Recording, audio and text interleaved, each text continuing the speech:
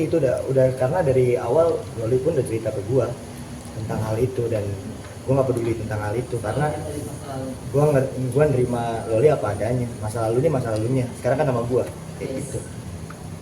Zaman Siti Nurbaya ada falsafah hidup orang. Karena dia sangat cinta, saya tunggu 11 anak dari jandamu. Apalagi belum punya anak, Fadel. Kecil lah. Kalau cinta, dia tidak akan melihat seberapa banyak laki-laki lain. Karena dia merasa begitu dia miliki, dia akan bawa sampai mati dan ke liang lahat. Gimana, Om? Apa? Berarti artinya lo masih setia sama Loli ya saat ini ya? Sama satu pesan juga ya, kalau setia udah pasti setia. Satu pesan juga buat kalian, jangan pernah cari yang sempurna, kita manusia akhir zaman, itu aja. Oke, mungkin papanya Fadel gimana, Om? Maksudnya? Silakan. Fadel, mamanya Loli kan bilang kalau kamu nggak bakal ikut tahun baru nih tahun ini.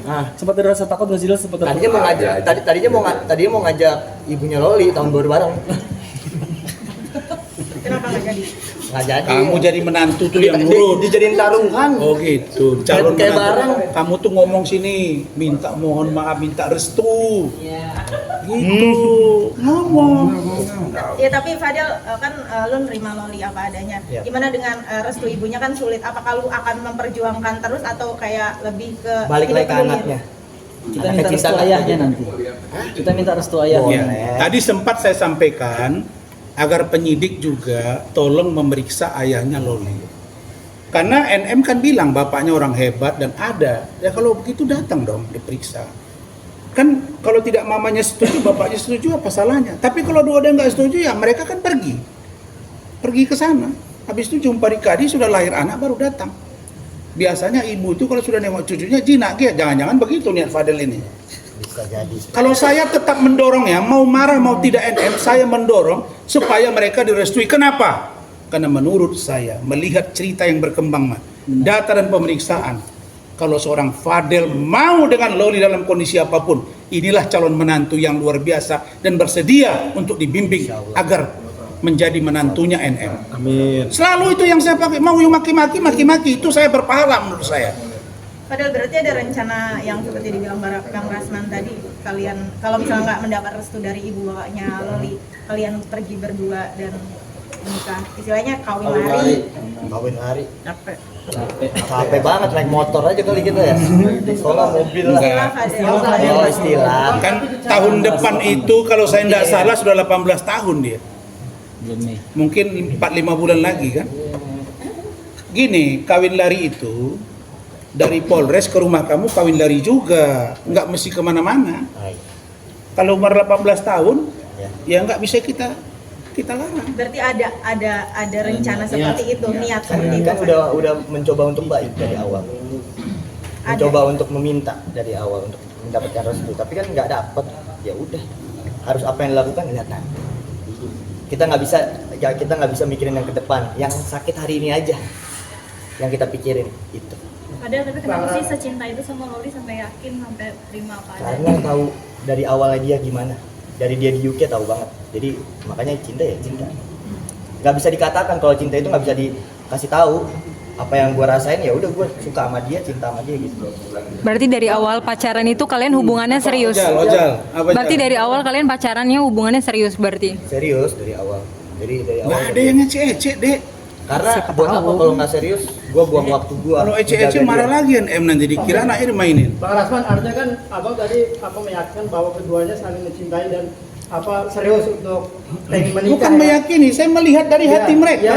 Iya. Terus melihat nanti kalau umur udah dewasa, pengen mereka menikah kan dengan cara apa? Saya mau jadi wali nikahnya. Ya oke bang. Saksi, maaf saksi.